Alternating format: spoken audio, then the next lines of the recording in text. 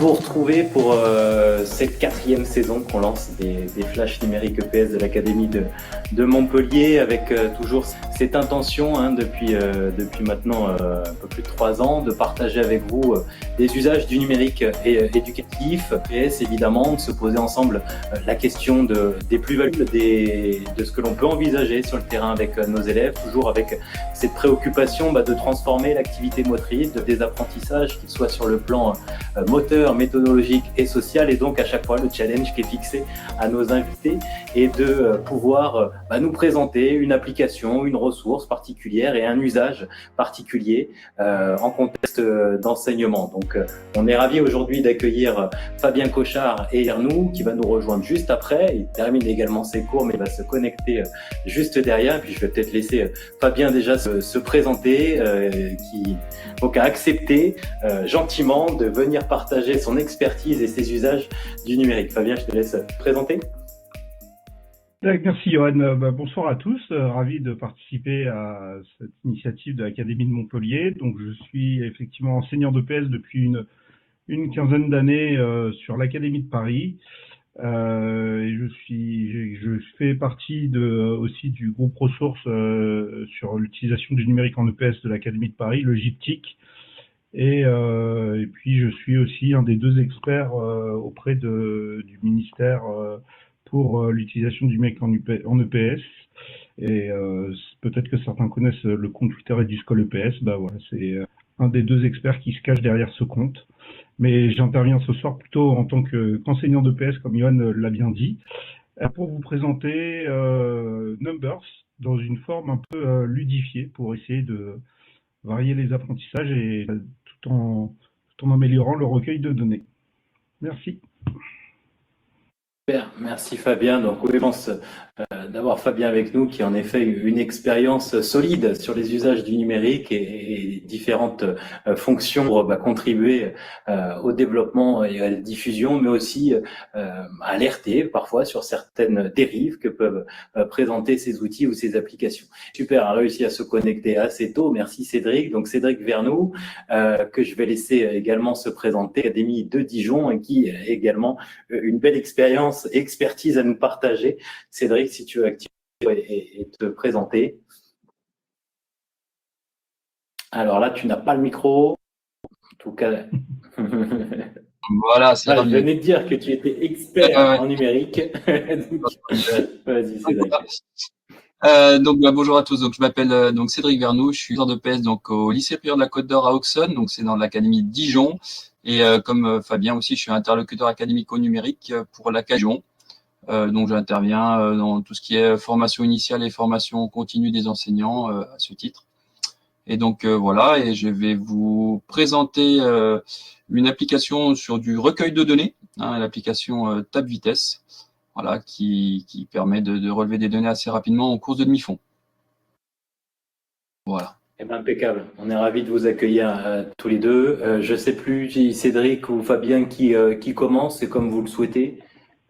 Fabien, ça m'arrangerait dans un premier temps. Parce que je savais que tu étais en établissement. Je salue également Marina Merter, qui est webmaster, membre du cercle NUM EPS, et qui m'accompagne avec Émeric Soulier sur l'organisation de ces petits flashs. Donc rapidement, vous présentez ou vous représentez le groupe académique NUM EPS de l'Académie de Montpellier, qui a comme ambition et comme projet de partager des scénarios pédagogiques enrichis par le numérique. C'est un groupe d'une douzaine de 18 personnes, et Marina vient de se connecter et d'activer sa caméra. Donc bonsoir Marina. L'objectif également pour nous, c'est de vous informer au travers d'une lettre régulière que fait aux établissements de l'Académie de Montpellier, mais qui est également évidemment accessible à l'extérieur, et puis donc d'accompagner la formation d'étudiants et d'enseignants dans le cadre du programme académique. Voilà un peu les enjeux forts que se fixe ce groupe. Les productions que nous pouvons proposer sont à retrouver sur 2 lieux spécifiques, 2 espaces spécifiques. Un espace Pearl Trees, donc vous avez le lien juste en dessous, et la chaîne YouTube EPS Montpellier que vous pouvez également trouver et sur lesquels vous retrouverez les enregistrements de ces flashs numériques et bien d'autres ressources. N'hésitez pas à y faire un tour, à vous abonner. Merci à tous ceux qui sont présents ce soir et à ceux qui vont nous rejoindre. Donc voilà, concernant les replays des épisodes précédents, ils vous sont accessibles sur cette chaîne. Et bonsoir Marina, si tu veux dire un petit mot, et puis après on attaque avec Fabien. Bonsoir à tous, bienvenue pour cet épisode 1. Donc, j'espère que n'hésitez pas à poser vos questions sur le chat et nous répondrons au fur et à mesure si nous le pouvons ou à la fin de chaque intervention. Bonne écoute. Merci Marina. Donc le disposition et puis même ensuite en levant la main, on pourra vous passer la parole même directement au besoin. Donc n'hésitez pas à réagir, à critiquer, à faire et on est là pour ça. Fabien, c'est à toi. Tu as normalement la main et on t'écoute. Tout à fait. Rappelle-moi juste exactement le timing, que je me mette un chrono pour ne pas dépasser au cas où. Allez, 20 minutes max. Très bien. Allez. Alors, donc rebonsoir à tous. Donc moi, je vais vous présenter Numbers. Peut-être que vous connaissez, qui est une application assez commune puisque c'est un tableur qui marche sous plateforme Apple. Mais je vais essayer de vous présenter, voir un peu le déroulé que j'ai eu et la réflexion professionnelle que j'ai eue par rapport à cet outil pour essayer de dépasser le simple stade de remplir des cases pour faire du recueil de données. Alors, donc effectivement, Numbers, c'est une application tableur. Vous avez la même chose sous Windows avec Excel ou Google Sheet. Moi, j'ai fait ce choix-là juste par confort personnel de matériel utilisé, qui permet une utilisation soit en local avec une seule tablette, la tablette enseignant, soit de travailler en laboratif avec une connexion Internet. C'est ce que j'utilise avec mes élèves, en partageant une connexion avec un petit boîtier Wi-Fi de SIM dedans. Et du coup, les élèves travaillent tous sur le même fichier avec des onglets différents, généralement, et ce qui permet de faire les mises à jour automatiquement. Donc ce tableur, pour moi, il a effectivement trois grandes fonctions qui sont le relevé de données. Je pense que tout le monde voit à peu près de quoi on parle. Relever des indices pertinents. Mon son est taché visiblement. De calculer par exemple des résultats aussi, des formules automatiques et d'automatiser des tâches, là aussi à l'aide de formules. Alors je vais essayer de vous présenter rapidement les trois petites images que vous avez sur votre écran, donc qui sont trois fichiers que j'utilise avec mes élèves. Un fichier en biathlon que vous verrez un peu plus tard sur la vidéo, les élèves en train de l'utiliser. Donc là, il s'agit d'un biathlon en course et lancer de vortex. En dessous, vous avez un fichier de tennis de table et enfin un fichier vous allez voir qu'il y a certaines, on va dire, points qui se retrouvent entre plusieurs fichiers qui permettent aussi aux élèves de s'y retrouver plus facilement. Alors, d'illustration pédagogique, donc j'ai pris le fichier de badminton et en fait, il y a quelques années maintenant, une dizaine d'années, quand j'ai utilisé cet outil-là dans mes cours de PS, en fait, je faisais des tableaux, tout simplement, soit à destination des élèves, parfois pour qu'ils aient une connaissance plus facile sur leurs résultats, savoir s'ils étaient en réussite ou pas. Et en fait, souvent, ils ressemblaient au schéma, à l'image d'en bas.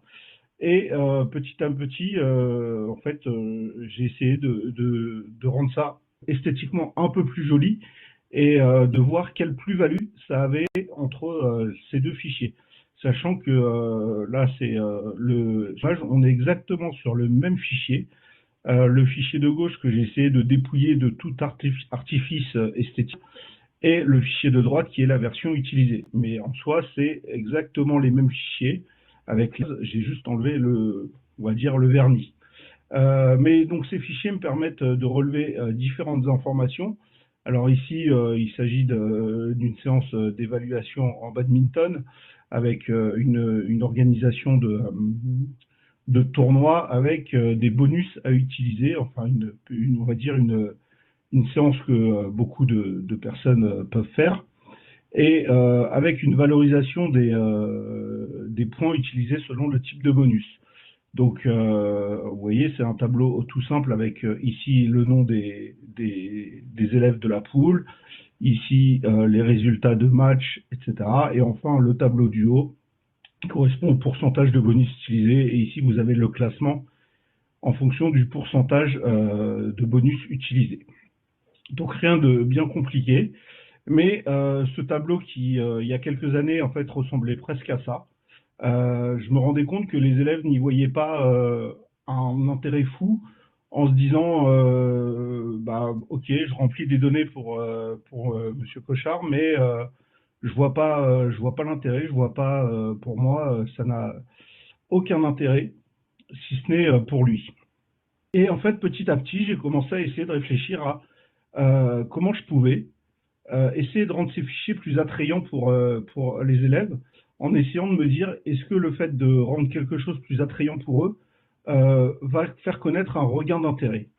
Et en fait, je me suis rendu compte, alors on connaît tous l'illusion de la tâche magique, mais que finalement, les élèves, en trouvant un outil qui était esthétiquement un peu plus sympathique, commençaient à se pencher plus dedans, à essayer de comprendre effectivement pourquoi les 3 tableaux et quel était le lien entre chaque, et à poser des questions.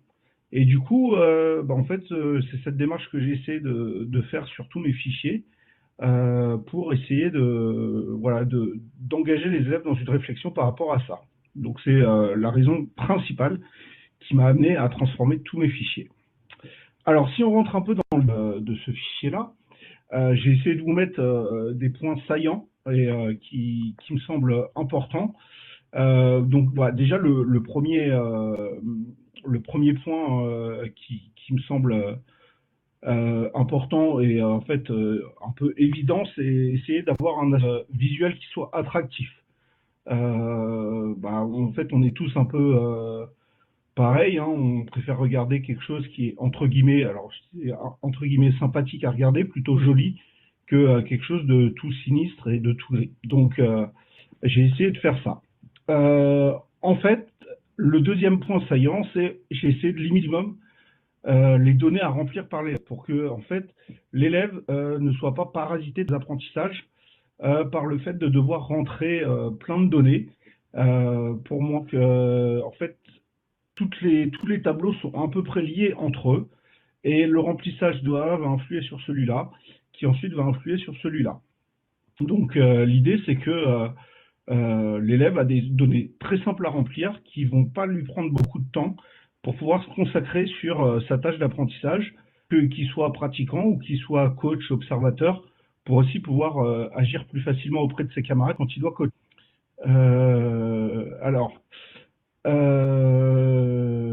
Ensuite, le tableau du haut sont des données qui renseignent l'élève directement sur sa réussite, ce qui permet automatiquement à l'élève de constater, là vous avez les 5 de bonus que j'utilisais, et ça permet à l'élève de savoir exactement où il se situe par rapport à cela. Et donc, ça se fait automatiquement, ce qui fait que l'élève n'a plus à calculer lui-même. J'ai utilisé tant de fois mon bonus sur tant de coups joués. Du coup, j'en suis à ce rapport-là. Alors, on pourrait le faire dans un travail interdisciplinaire avec les mathématiques, mais bon, là, pour moi, c'était pas la logique que je voulais. Donc, du coup, j'étais tout simplement dans une logique de l'élève remplit quelques données qui vont lui donner beaucoup d'informations par la suite. Enfin, vous avez le classement ici qui se remplit automatiquement. Et pour faciliter la tâche de l'élève, à la fin de la séance, il sait son classement, et aussi pour qu'il sache, il ait une connaissance immédiate du résultat. Parce que souvent, en EPS, on prend un délai avant de donner le résultat d'une évaluation à l'élève, etc. Et là, moi, je me suis rendu compte avec mes élèves qu'ils étaient demandeurs d'avoir tout de suite le résultat de leur action. Donc, du coup, c'est dans ce sens-là que j'ai fait ça. Et enfin, je les ai mises en grise pour que ça essaye de ressortir plus facilement. Sur tous mes fichiers, on a le même code couleur. C'est-à-dire que tout ce qui apparaît, donc là en l'occurrence gris, d'habitude c'est plutôt rose parce que j'ai une appétence pour le rose. Et toutes les cases roses sont à remplir par l'élève. Une fois qu'elles sont remplies, elles changent de couleur, ce qui est le critère qui permet de discriminer les tâches qui sont déjà faites. Donc si je remplis ça, si c'est plus gris ou si c'est plus rose, je l'ai déjà rempli. Et donc ça, je leur rappelle. Donc ce qui fait qu'au bout d'un moment, c'est comme une routine. Les élèves, ils arrivent sur un nouveau fichier, il y a une case rose ou une case grise, il y a une case, je sais qu'il faut que je la remplisse. L'intérêt de se faire ça, aussi pour l'enseignant. Alors là, c'est une petite vidéo. Donc là, c'est le fichier de biathlon que je vous montrais tout à l'heure. Je vais basculer mon écran pour que vous puissiez voir la vidéo. Donc là, c'était des élèves de 6e d'il y a, puisque depuis j'ai changé d'établissement, mais c'est des élèves de 6e en biathlon. Et donc vous voyez, là, on a les observateurs qui sont placés de part et d'autre de la zone de lancer. Et le tour de course qui est derrière. Vous allez voir à peu près les élèves manipulés. Je vais juste partager mon écran pour vous le mettre. Voilà. La vidéo est par ici.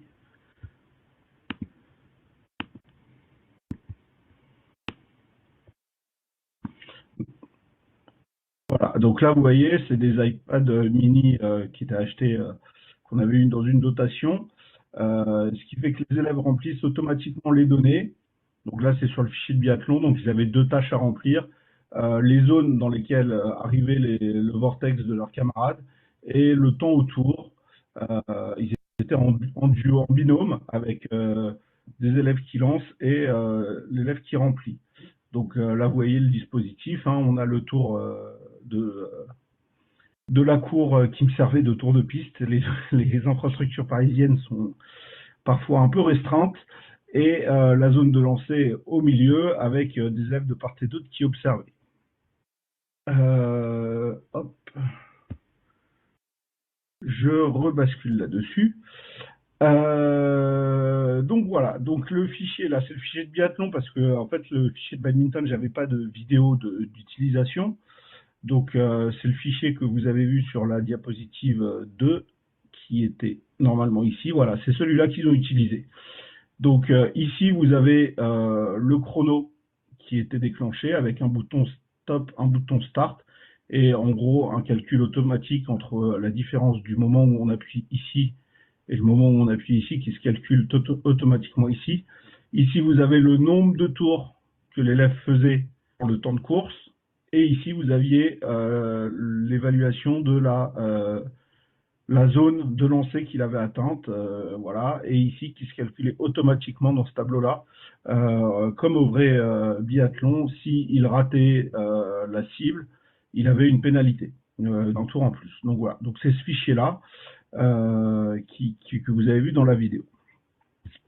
Alors, je reprends le fil. Donc voilà, grosso modo, j'ai essayé de vous résumer un peu.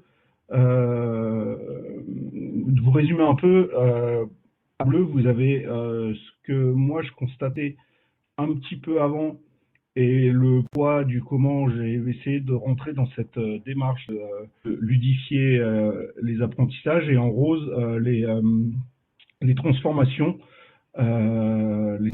qui sont qui ont été observées. Donc, surcharge de tâches pour l'élève. Souvent, quand on demandait à l'observateur de remplir une fiche ou un fichier, il avait beaucoup d'informations à noter. Il était les yeux fixés sur sa tablette ou sur sa fiche, sans prendre plein d'informations autour de lui.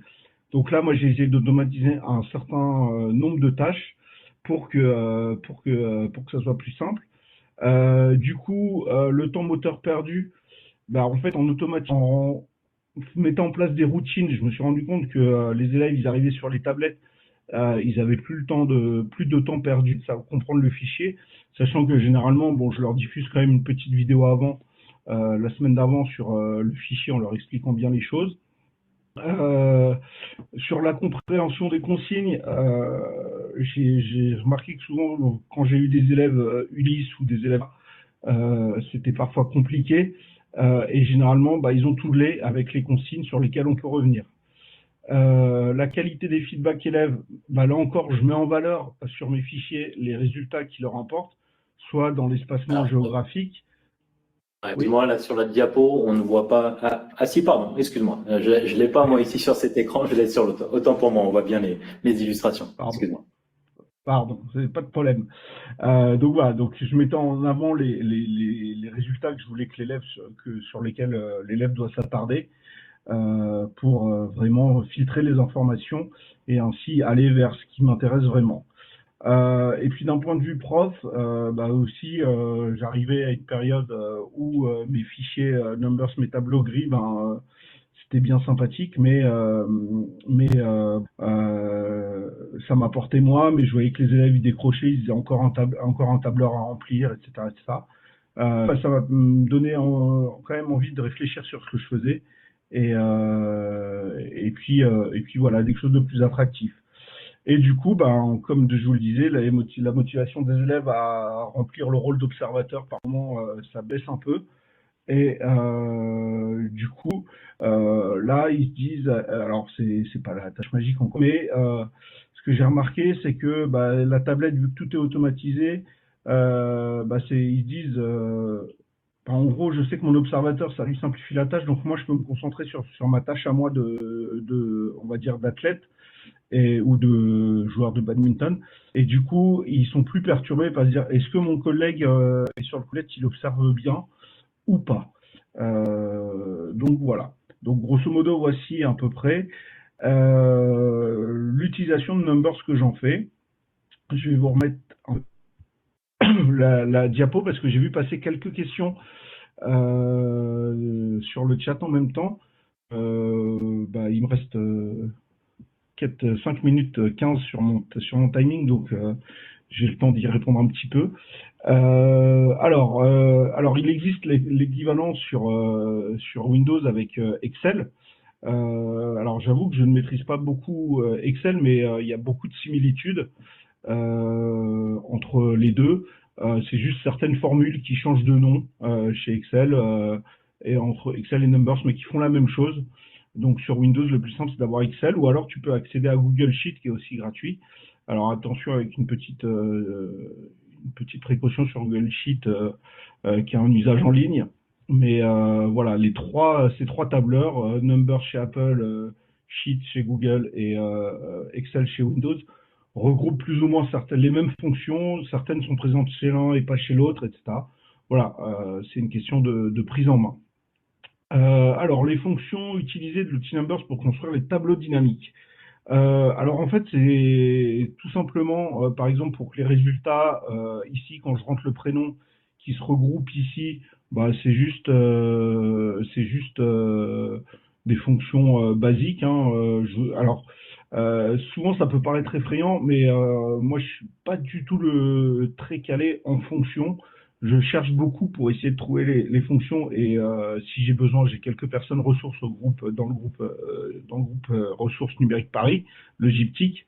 Mais c'est des fonctions très simples qui en fait sont souvent répétées, à savoir, bah, je compte le nombre de réussites dans une case, ça m'amène une autre, etc.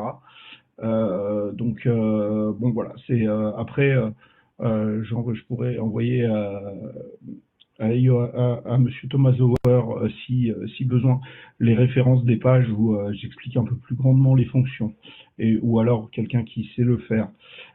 Si on a une tablette, est-ce que c'est envisageable d'avoir un tableau pour la classe entière? Alors oui, tout à fait. Tout à fait. En fait, généralement, alors là, moi j'étais dans un confort où j'avais 15 tablettes dans mon précédent établissement. Là, dans mon nouvel établissement, j'ai plus que 5 tablettes, ce qui est un peu contraignant. Et du coup, j'ai réadapté mes fichiers avec un seul fichier avec un onglet par groupe ou un onglet par élève. Et du coup, ils remplissent sur une seule tablette à tour de rôle, généralement pas souvent en même temps. Voilà. Après, c'est une question d'adaptation. Mais c'est sûr que si on n'a qu'une seule tablette, bah, il va falloir trouver des rotations, des moments pour remplir, pour éviter que ça soit la queue et qu'on ait nos 24 élèves qui fassent la queue pour remplir. Donc, à voir. Alors, il existe sûrement, pour répondre à Marthe, pardon, LibreOffice ou OpenOffice, ici, il y a des outils de tableur, mais là, je t'avoue que je ne les connais pas du tout. Donc du coup, je pourrais pas t'aider, mais tous les tableurs doivent avoir à peu près les mêmes fonctions. Donc voilà, mais sur la suite Office, je ne connais pas du tout.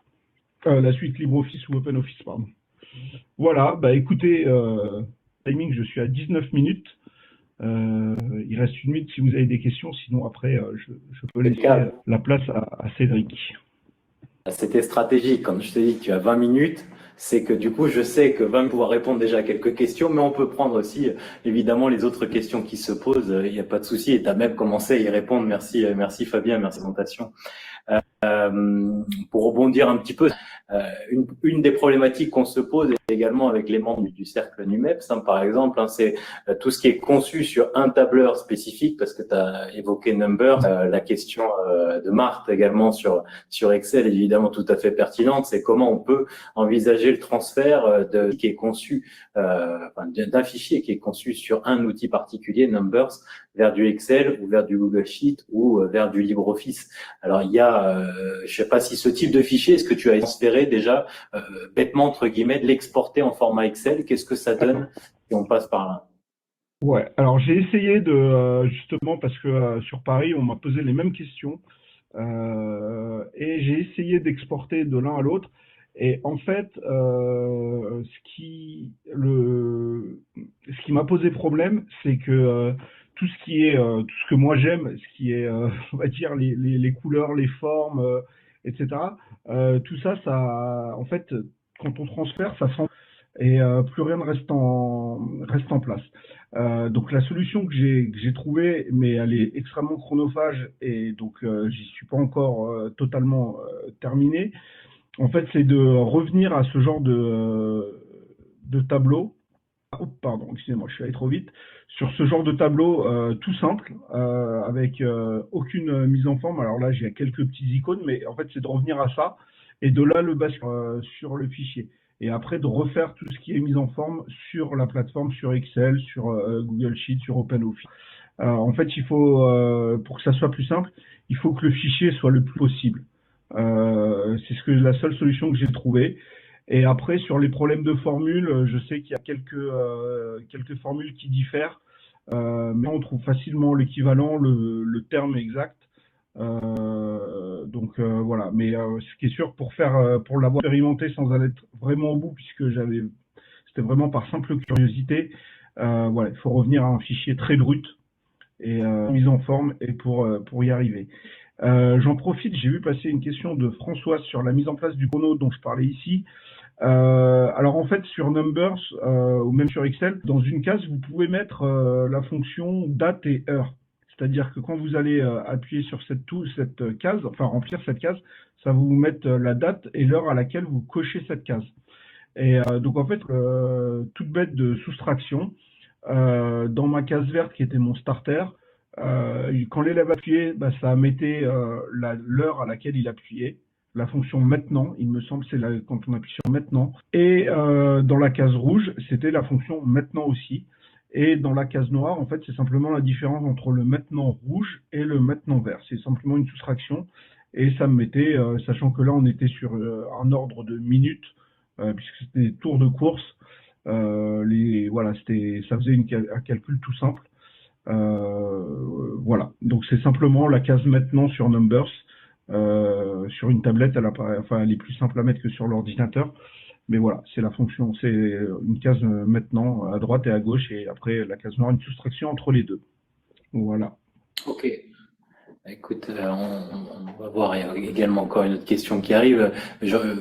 Autre piste peut-être à creuser, parce que je sais que des collègues se sont aussi lancés là-dedans, la création de formules ou trouver des formules. Alors là, on est sur des choses assez techniques, mais souvent, voilà, le but c'est que la technique ne soit pas un frein dans les usages pédagogiques.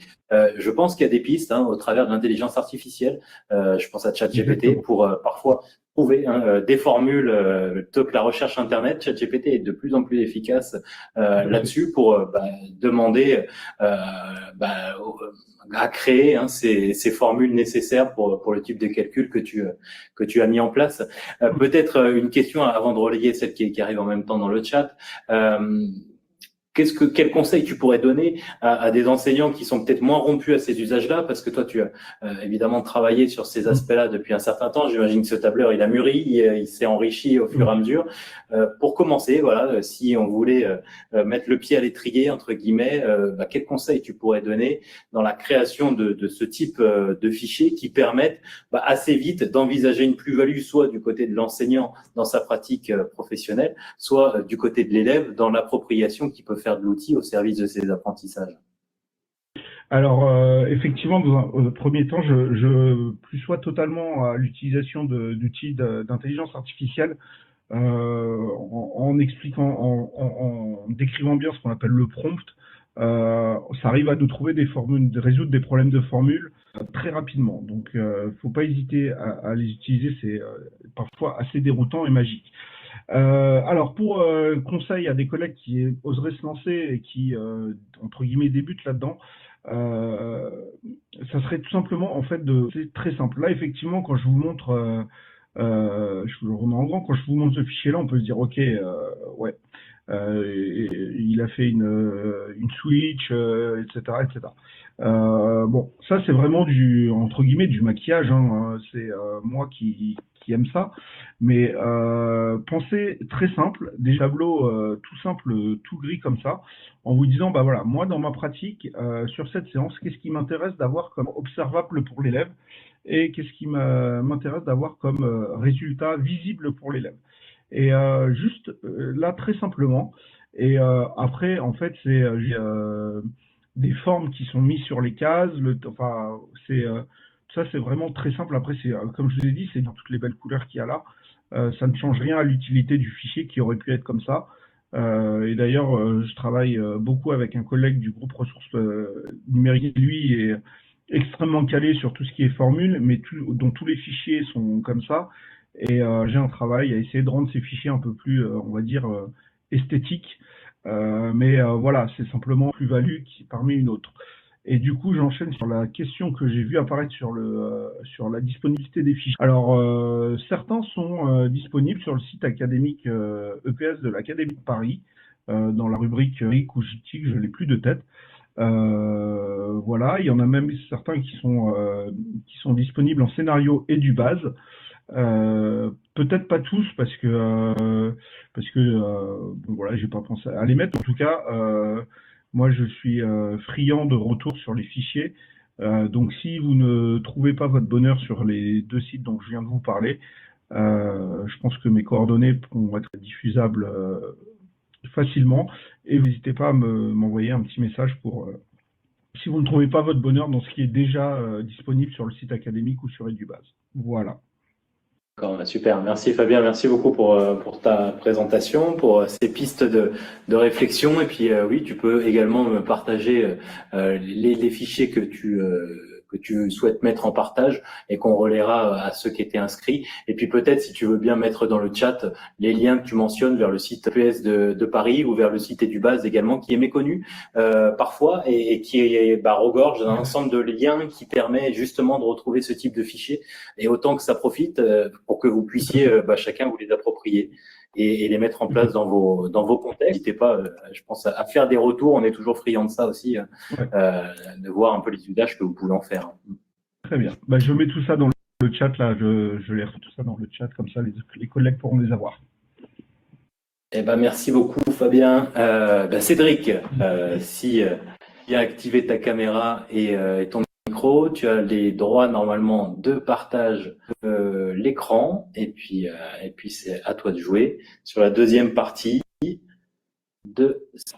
Et puis n'hésitez pas, toujours les collègues connectés à réagir. Merci pour vos questions dans le chat. Rebonsoir Cédric. Rebonsoir, donc je pense que c'est bon, ça diffuse, vous voyez ouais, on est bon, très bien. Impeccable, et bien on y va. Donc moi je vais vous présenter une application qui s'appelle Tab Vitesse Online. Donc c'est une application qui est en ligne donc qui a un inconvénient et un avantage. Donc le tâche, c'est que ça fonctionne sur tous les périphériques. Donc là, tout à l'heure, on parlait, voilà, je suis pas sur iPad par exemple, le Numbers fonctionne pas. C'est une application HTML, donc ça fonctionne sur tous les périphériques. L'inconvénient, c'est qu'il faut une connexion Internet pour le faire fonctionner dans un premier temps. Donc, pour vous présenter rapidement l'application, je vais me mettre comme ça. Oh, pardon, je me suis monté de. Donc, c'est une web application qui est téléchargeable en ligne sur le site de WebGG, donc alias Jérôme Saccard, que je salue, que j'ai vu dans la salle, donc qui est multiplateforme, mais qui nécessite donc une connexion Internet. Donc là, rapidement, je vous ai mis des captures d'écran. En gros, bonjour Jérôme. En gros, là, il y a une fenêtre au-dessus, une fenêtre de paramétrage. Et ensuite, une fenêtre plutôt typée recueil de résultats. Le fonctionnement, en fait, de cette application, c'est que ça permet de suivre le temps de course des élèves en temps réel. Donc, par exemple, à chaque fois qu'un élève va dépasser un plot, on va cliquer sur le bouton de l'application et ça va mesurer instantanément sa vitesse. Donc, je l'utilise notamment autour d'un travail sur des vitesses cibles pour améliorer l'efficacité avec une zone de tolérance paramétrable. Exemple très classique, on décide de courir à une vitesse de 10 km/h. À chaque plot, la vitesse va être relevée. Et si je suis dans une fourchette de 11 à 9 km/h, donc plus ou moins 1 km/h, le contrat est rempli. À la fin de la course, un bilan est affiché aux élèves. C'est la petite fenêtre en blanc que l'on voit sur la photo. Et surtout, ce qui est intéressant, c'est qu'il y a un indice d'efficacité qui est basé sur la régularité de l'allure, c'est-à-dire le nombre de bons passages à la bonne vitesse sur le nombre total de passages. Donc, pour vous illustrer un peu cette application, la remettre en situation, je vais vous présenter un contexte. Donc, c'est avec une classe de seconde. On est 4 collègues dans mon établissement à travailler avec cette application. Donc, toutes nos classes de seconde travaillent avec l'application. Où on travaille sur une allure de footing à environ 70-75% de la VMA, qui est notre allure de fin d'échauffement. Donc, classiquement, cette situation-là, on l'a fait en fin d'échauffement. Et on insiste vraiment sur la régularité de cette allure. Sur un certain temps, on verra jusqu'à 10 minutes. Et on la met aussi en relation avec le ressenti de l'élève à la fin de ce travail. C'est un travail qui ne doit pas être pénible si on est sur une allure de footing. Voilà, on doit être sur quelque chose, sur un ressenti plutôt facile. Pour préparer la séance, on balise sa piste. Alors moi, j'ai une piste de 400 mètres, donc je la balise tous les 100 mètres. Bon, après, si en fonction de la piste, on peut baliser tous les 25 mètres, tous les 50, tous les mètres. Enfin, voilà, tout est possible. Il faut juste que la distance entre chaque balise soit la même. Je diffuse à mes élèves, avant le cahier de texte, le lien de l'application. Donc, ils vont afficher sur leur téléphone ou sur les tablettes du lycée. Alors, j'ai 5 tablettes à disposition. Donc, je ne peux pas fonctionner qu'avec 5 tablettes, mais ça permet de donner les tablettes quand il y a un observateur aux élèves qui n'ont pas de périphérique. Et je prends la précaution aussi de préparer avant une fiche avec un QR code qui renvoie vers Internet de l'application. Voilà, que les élèves puissent le flasher et que ça puisse s'afficher sur leur téléphone. Donc, en action, va partir, hein, et à chaque plot, il y aura un petit pictogramme qui va s'afficher quand on va cliquer sur l'application, signaler si l'élève est trop rapide, trop lent ou à la bonne allure par rapport à la vitesse cible qu'il aura choisie. Donc, c'est un apprentissage à erreur pour réguler son action, mais réguler l'action au cours de l'action, pendant l'action, et pas à la fin. Concrètement, donc les élèves se fixent une vitesse cible à tenir pendant 4, 6, 8 ou 10 minutes. Donc, c'est eux qui choisissent. On impose une vitesse minimale de 8 km/h. Si les élèves n'arrivent pas à tenir cette vitesse-là de 8 km/h sur 4 minutes, et malheureusement ça arrive dans mon établissement, j'ai mon élève donc, qui n'arrive pas à maintenir cette vitesse-là minimale, on va sur une autre situation qui s'appelle marche-course, et il y a aussi une application sur le site de Jérôme Saccard que je pourrais peut-être montrer à la fin si on reste un petit peu de temps, mais qui permet aussi de mettre les élèves en projet pour les élèves qui ont du mal justement à tenir ces 8 km/h minimum pendant 4 minutes. Pour ceux qui partent sur le 4, 6, 8 ou 10 minutes avec table vitesse, le critère de réussite à atteindre, c'est 80% de passages corrects. Donc sur la prévision, il y a 80% des passages qui sont corrects. Et pour guider le choix de l'allure, je vous ai dit, donc il y a un ressenti qui doit être facile, si on prend une échelle de Borg, ou sur le test, le conversation, on dit à l'élève que pendant qu'il court, il peut chanter. Voilà, il peut chanter, il peut parler aisément, il n'est pas essoufflé. Voilà, c'est le ressenti que l'on doit avoir.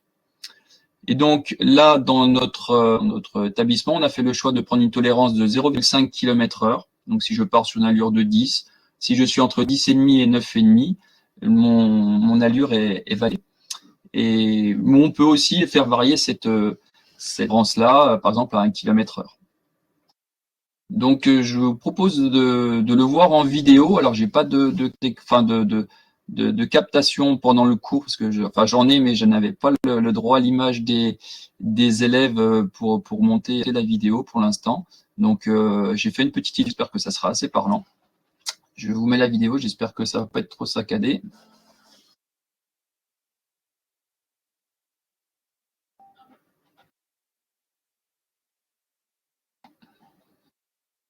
Donc là, on est sur le site de Jérôme et l'application est ici, donc table vitesse. Voilà, donc là, c'est l'écran de paramétrage. Donc là, je mets ma distance entre les balises. Donc, en ce qui me sert, c'est 100 mètres. La vitesse 6 km/h et donc la tolérance 0,5. J'ai fait ça, valide. Là, il y a un indicateur de temps aux 100 mètres, donc il doit faire entre 34 et 37 secondes. Une fois qu'il est prêt, il clique sur Start. Et donc là, il est parti pour sa course. Donc là, sur son premier passage au plot, il clique sur Tab balise en bleu.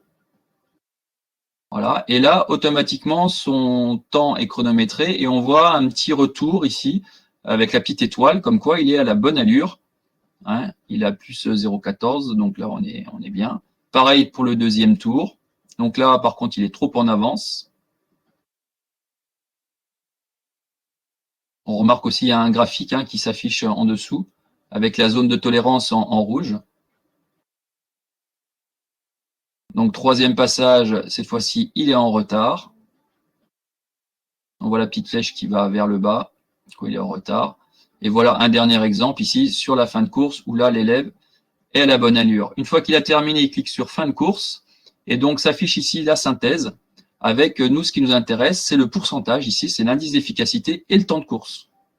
Voilà, qui est ici de 50%.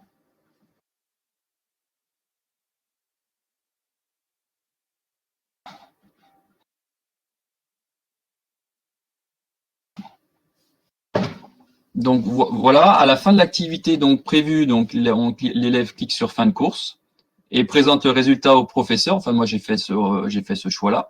Alors petite astuce, il y a une croix tournante. Je pense que vous avez vu sur la petite capsule. Ça évite aux élèves de faire des captures d'écran des séances précédentes et vous de montrer les résultats des séances précédentes ou de se partager parce que c'est un biais que l'on peut avoir aussi. On a quelques petits malins. Je demande aux élèves donc ces résultats et on les reporte sur le tableau de la classe. Donc c'est un simple tableau Velleda. Donc on reporte les résultats pour voir un peu ce qu'ils ont fait et la mise en relation aussi entre l'intensité de course et les ressentis.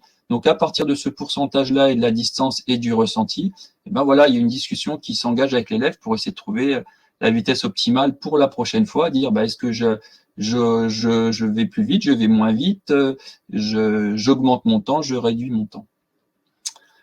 On a fait le choix aussi de l'évaluer sous le principe du double score. Donc on va regarder d'un côté le pourcentage de passage validé et le temps de course pour encourager donc les élèves à se concentrer non seulement sur le résultat final, donc le temps de course, mais aussi sur la manière d'atteindre leur objectif. Donc on est comme ça avec 4 degrés différents.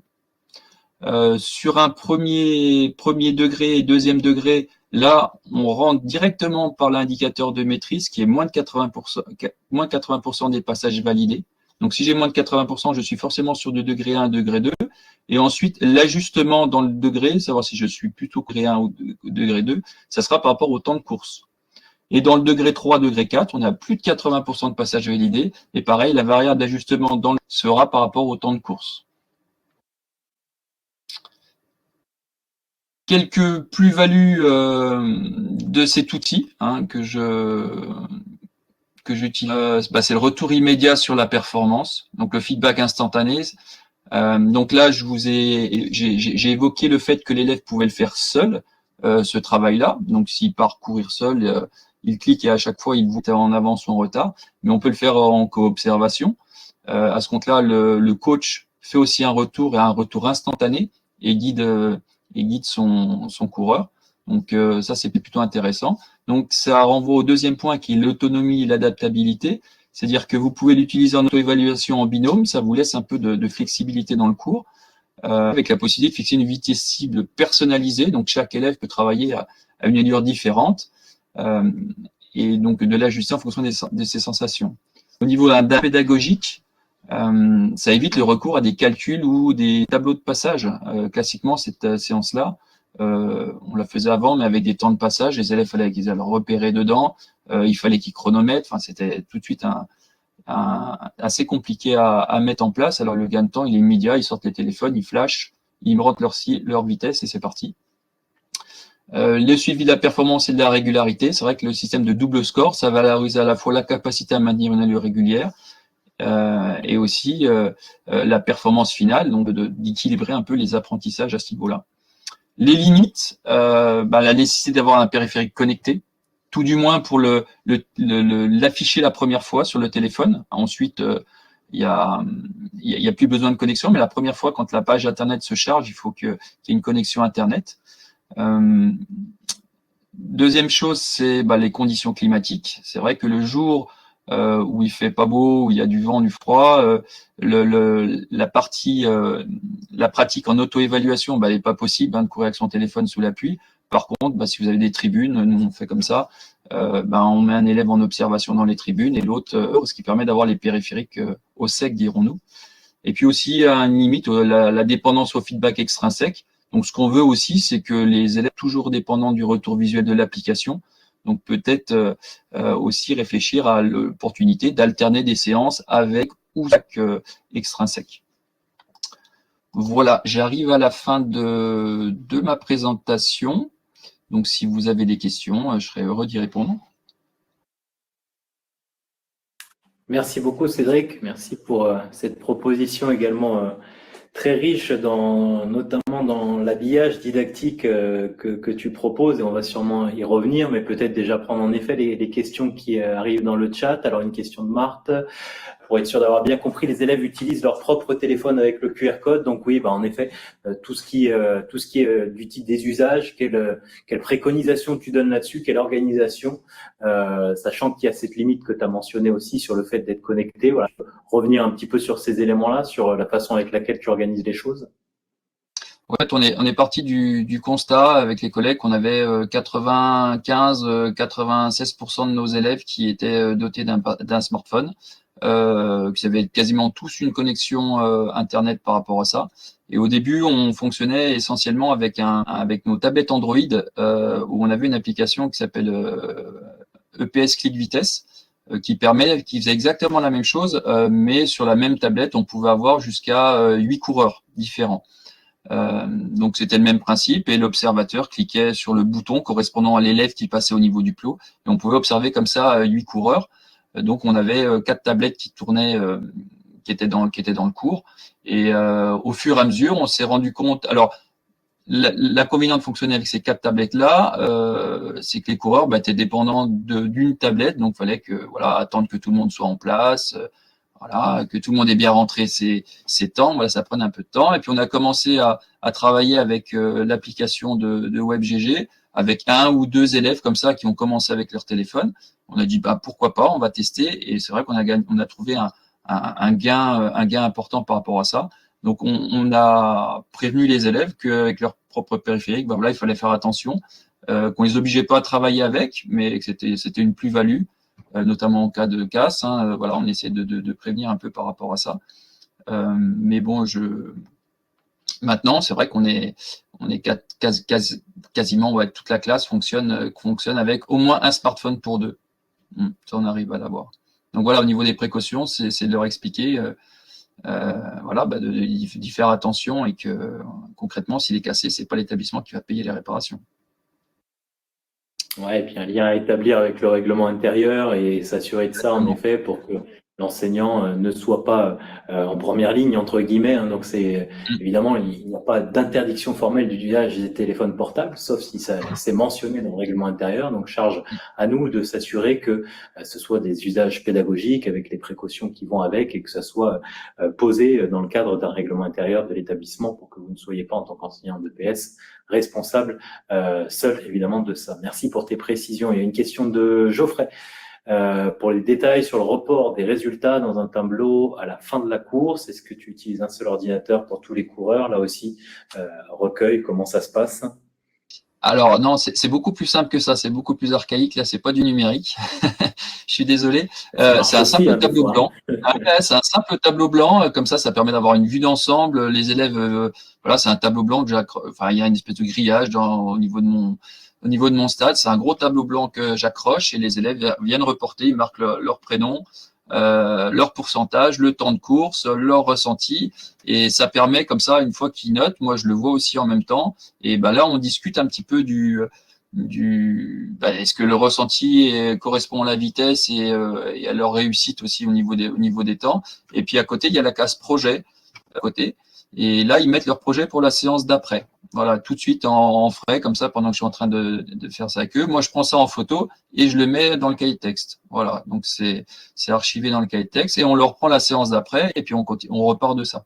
Voilà, ce que c'est pas un tableau, c'est pas un tableur, c'est un tableau.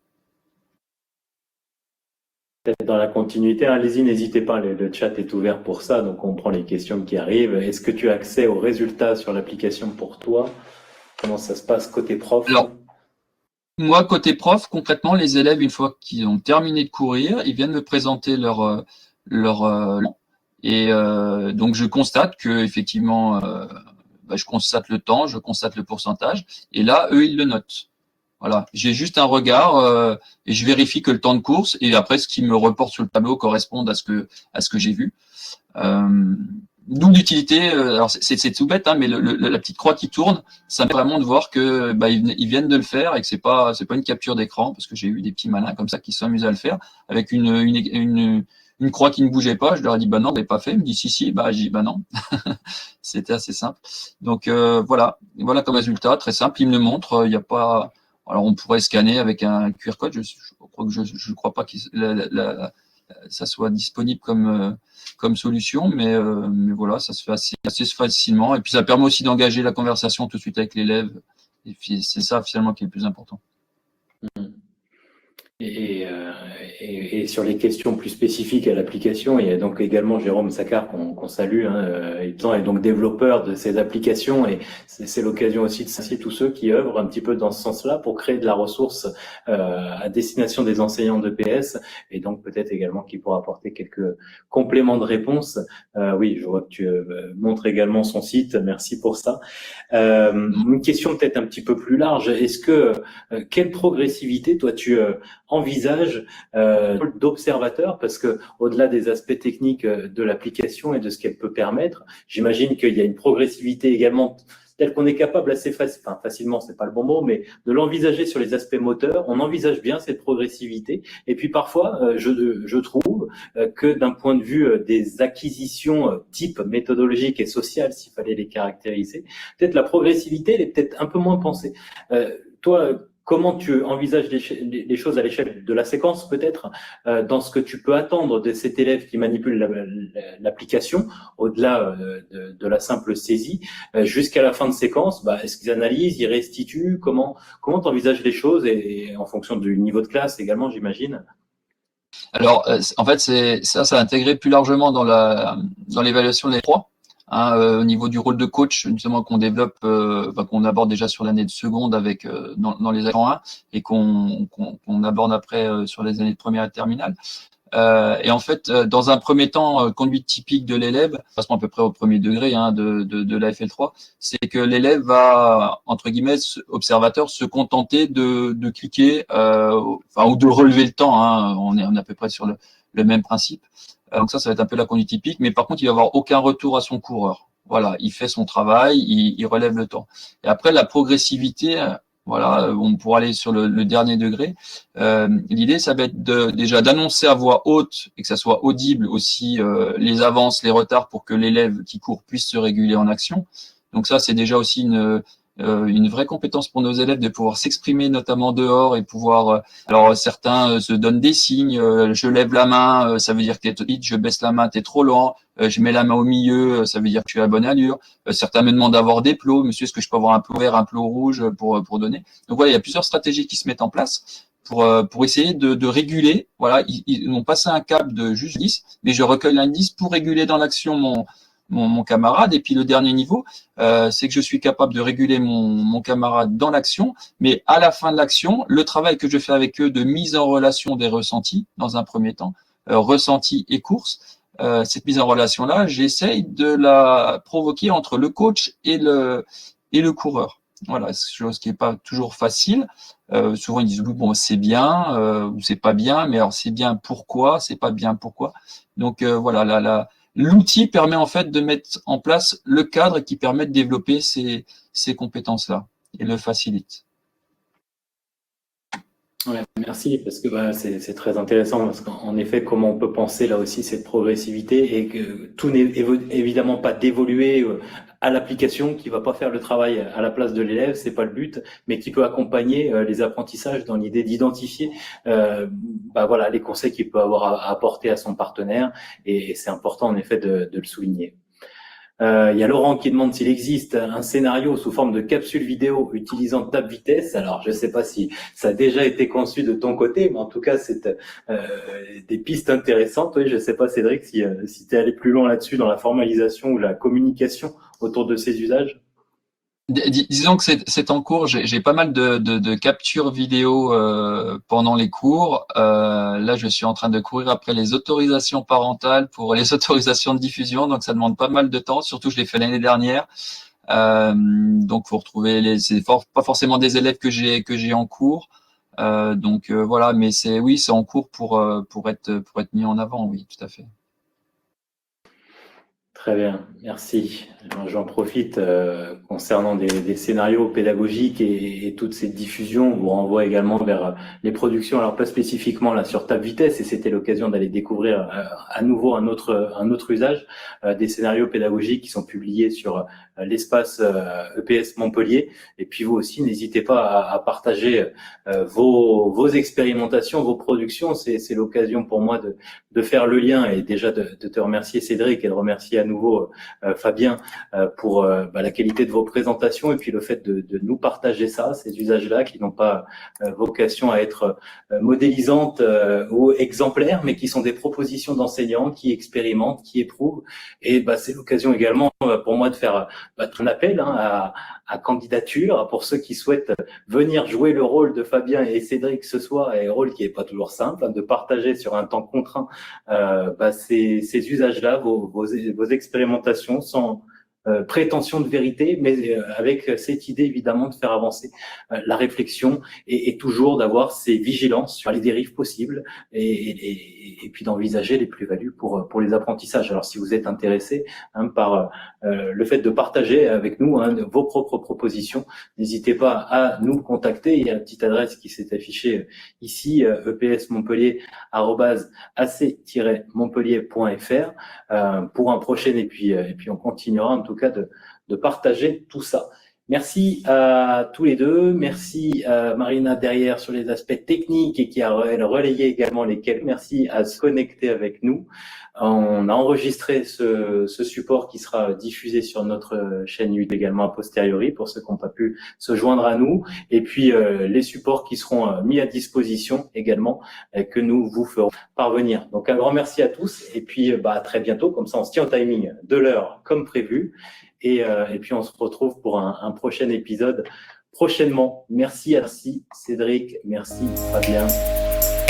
Merci à vous.